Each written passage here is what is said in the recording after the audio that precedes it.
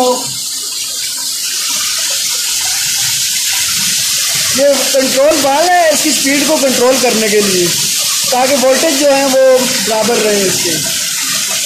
वो दिखाओ। ये वक्त कोई 70-80 वाट का लोड है। और यहाँ पे अगर मैं आपको दिखा सकूँ इसका जनरेटर,